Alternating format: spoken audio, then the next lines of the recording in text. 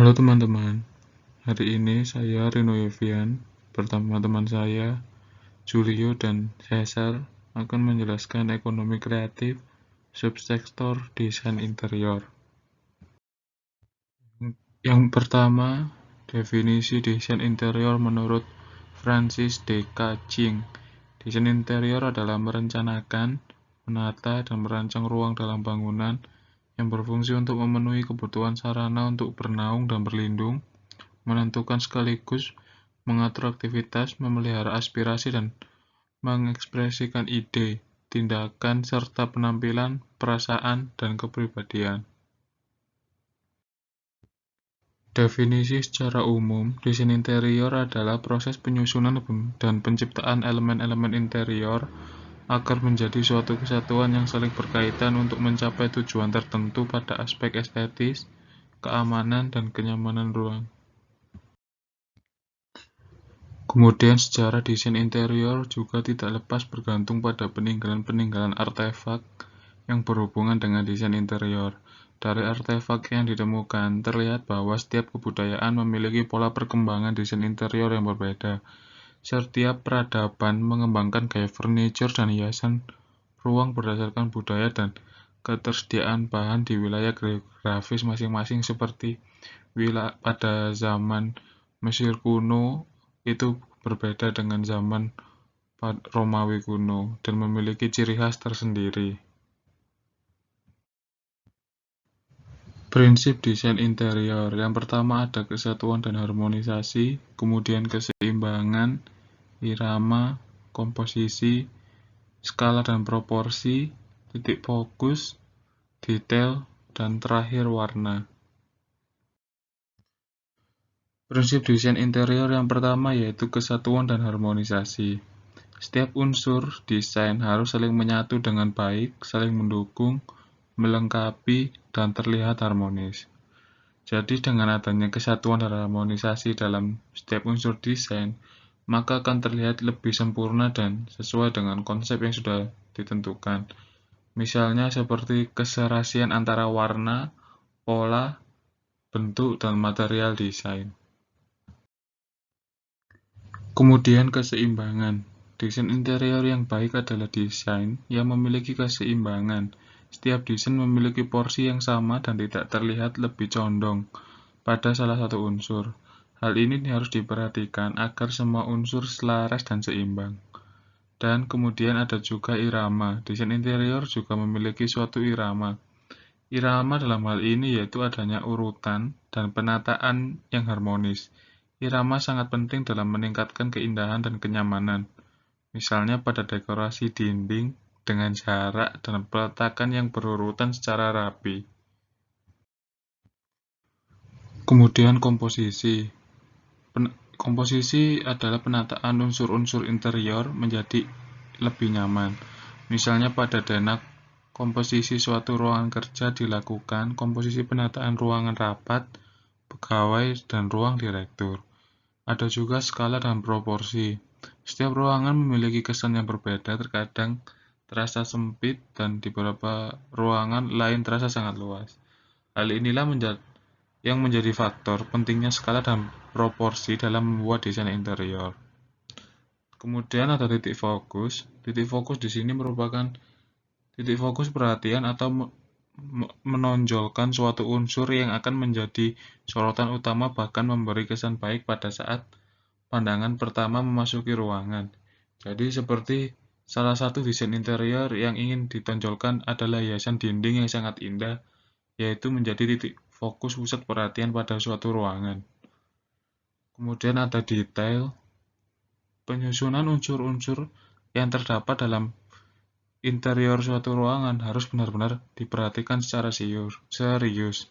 Misalnya dilakukan pemilihan material ruangan yang cocok dengan desain interiornya. Kemudian ada pengukuran jarak atau tata letak, dan juga pemilihan dekorasi hingga hiasan-hiasan dinding yang tepat agar mendapatkan hasil yang memuaskan.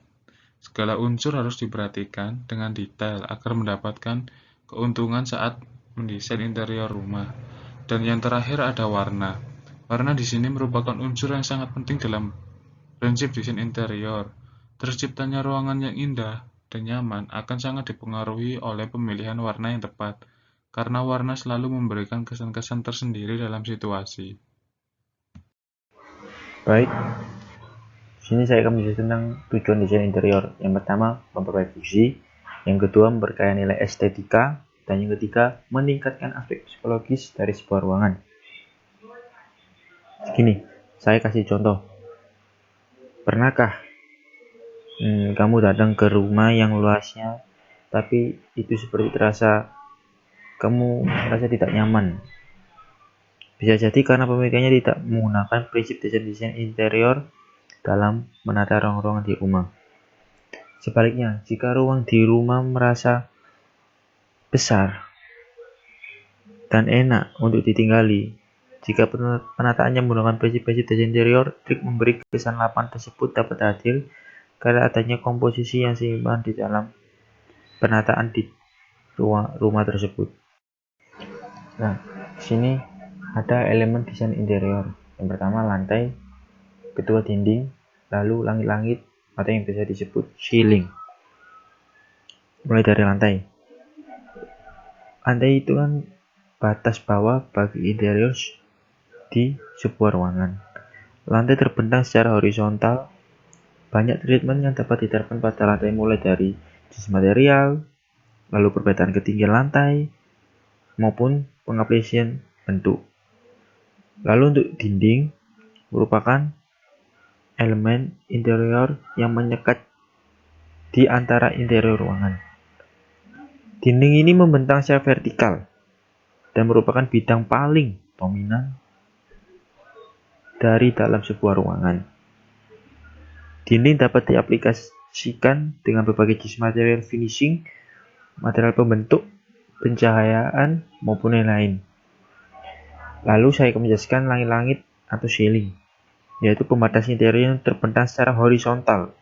Bagiannya disebut di atas interior. Langit-langit umumnya tidak begitu diperhatikan oleh masyarakat awam. Namun, dengan perencanaan menarik dapat menghasilkan efek yang lebih baik. Langit-langit dapat dimodifikasi mulai dari pengukuran cahaya, jenis material, perbedaan ketinggian, dan variasi bentuk. Untuk langit-langit, untuk bisa dapat menarik perhatian itu rata-rata menggunakan desain berupa langit-langit di bumi, seperti ada awan, lalu ada burung berterbangan, dan juga warnanya itu biru muda, seperti biru langit.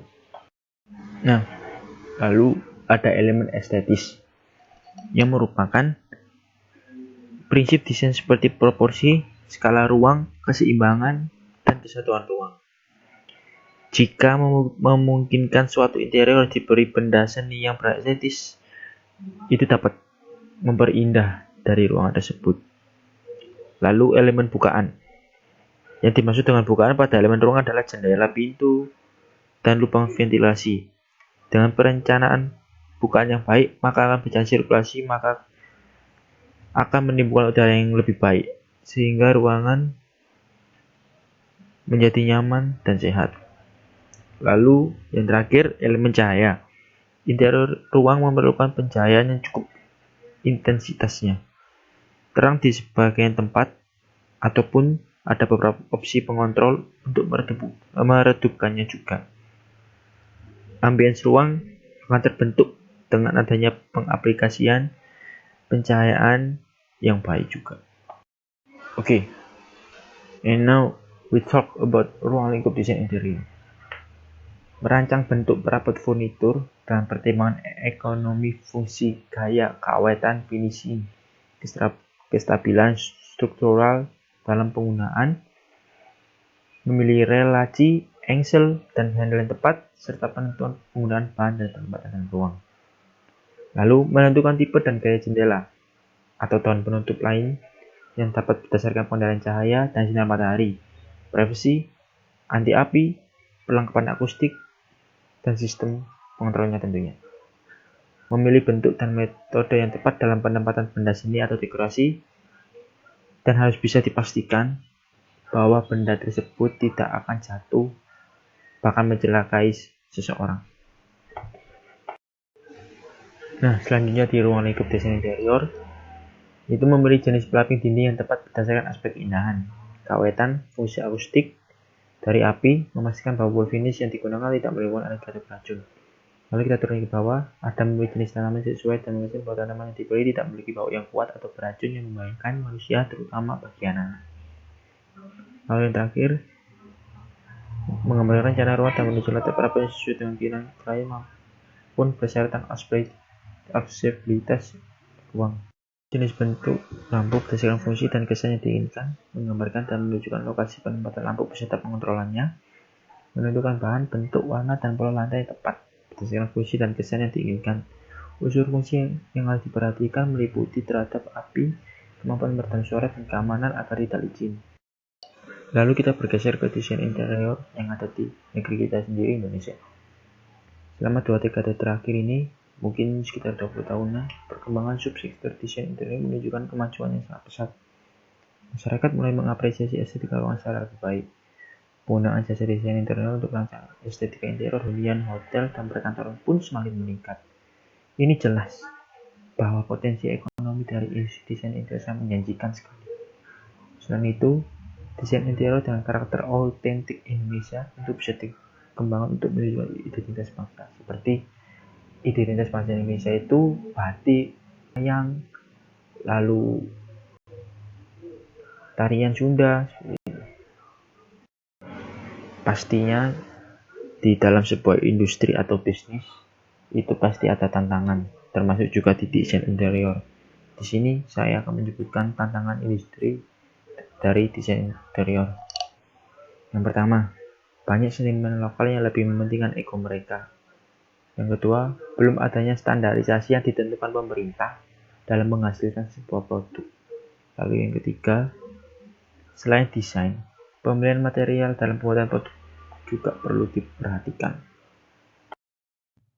Ide bisnis yang cocok untuk saat ini menurut kelompok kami yaitu penyedia jasa desain interior dan pengadaan barang jasa interior.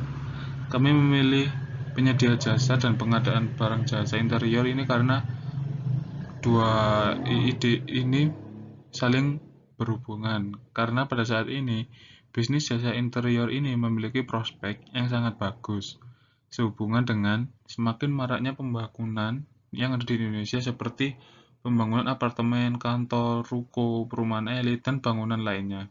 Sehingga keberadaan bisnis jasa desain interior sangat dibutuhkan, baik itu produk interior maupun jasa interior sendiri.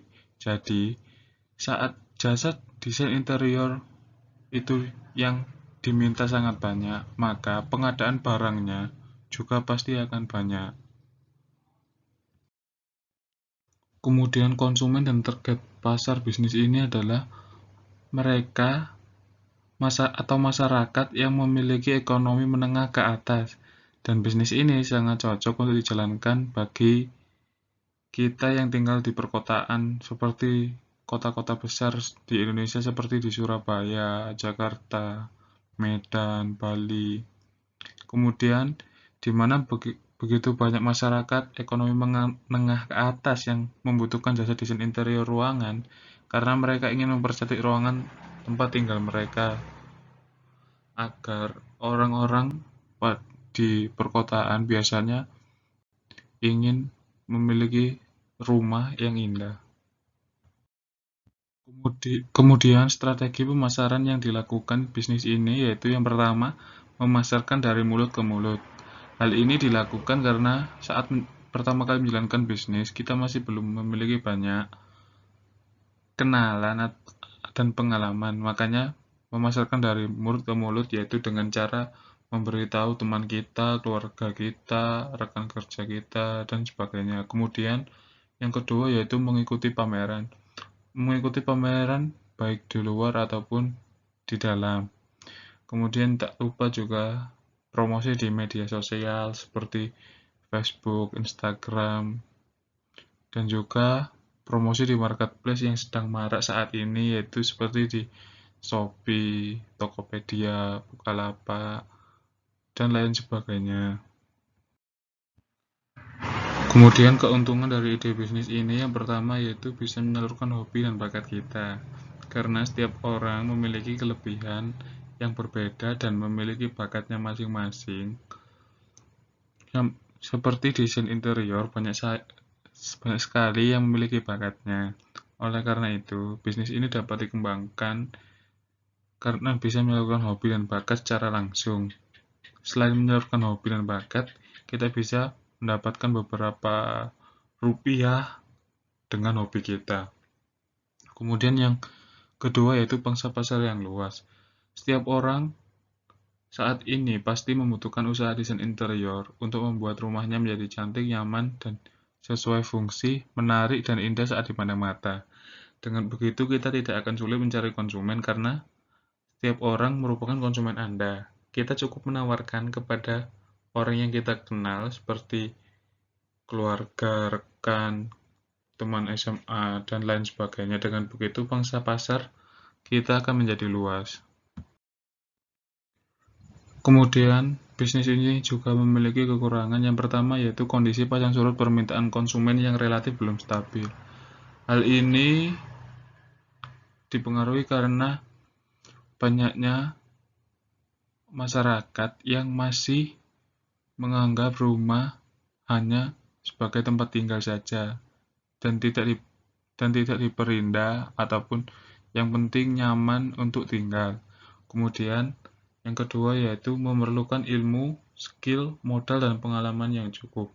Desain interior juga memerlukan ilmu.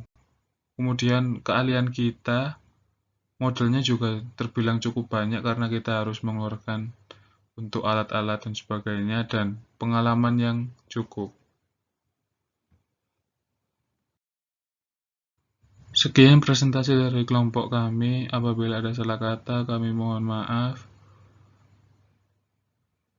Sampai jumpa di lain hari.